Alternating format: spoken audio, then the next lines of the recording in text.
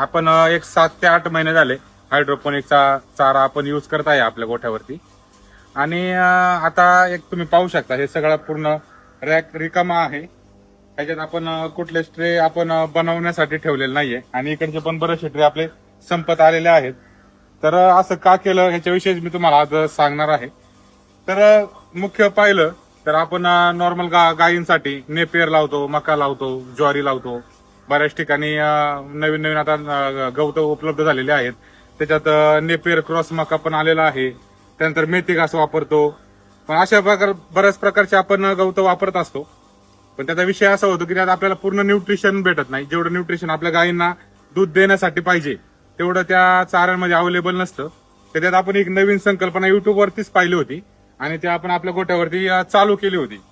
चालू करून आपल्याला एक 7 ते 8 महिने झाले असतील. एकदम चांगला रिझल्ट आपल्याला मिळालेला होता या हायड्रोपोनिक्स चाऱ्याचा. पण आता जसं वातावरण चेंज झालं, एक 7 ते 8 दिवसापूर्वी आपल्या इकडे दमट हवामान चालू झालं, तसं आपले हे जे ट्रे आहेत हे ट्रे वरतून उगवायचे पण खालनं इथं सडून जायचे. सगळं सडलेले बी दिसायचे खाली, त्यात आळ्या तयार व्हायच्या.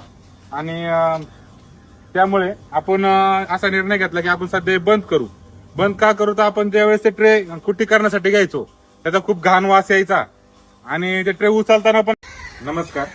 तर तुम्ही मागचा व्हिडिओ पाहिलाच असेल, मी हायड्रोपोनिक्स वरती बनवलेला होता. त्यात आपलं वातावरणामुळे हायड्रोपोनिक्स सिस्टीम पूर्ण फेल झाली होती. मी ते सगळं पूर्ण क्लिअर दाखवलं होतं. कशा प्रकारे आळ्या पडल्या होत्या, कशा प्रकारे बीज सडले होते आपले, तेही सगळं मी मागच्या व्हिडिओत तुम्हाला दाखवलं होतं. हा पूर्ण रॅक अख्खा रिकामा केला होता आणि इकडचे पण बरेचसे ट्रे आपण संपून टाकले होते वापरून. आणि जे शेवटचे ट्रे राहिले होते त्यात आपल्याला समजलं होतं की वातावरण चांगलं झालंय आणि त्यामुळे आपले ट्रे सडत नाहीये.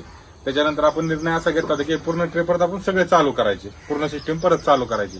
आणि एक 8 दिवस झाला आपण सगळे ट्रे भरून घेतलेले आहेत आणि अशा प्रकारे काय आपल्या आता ग्रोथ झालेले आहे. तुम्ही पाहू शकता हे संपूर्ण ट्रे आपण आता भरून एक रेग्युलर आपलं रोजचं रुटीन प्रमाणे हायड्रोपोनिक सिस्टीम आपण पूर्णपणे चालू केलेली आहे.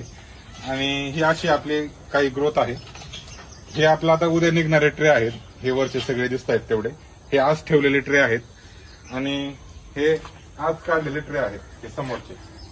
तर हे अशा प्रकारे आपल्या ट्रेची ग्रोथ होत आहे. हे आज सकाळी आपण ट्रे काढून निथळण्यासाठी ठेवलेले आहेत आणि संध्याकाळी आपण याची कुट्टी करून जनावरांना टाकणार आहे.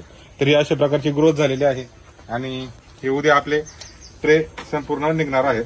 हे बघा अशा प्रकारची आपली ग्रोथ आहे या ट्रेमध्ये. तर हे असे व्हाईट रूट सगळीकडे आपल्याला आता दिसत आहेत.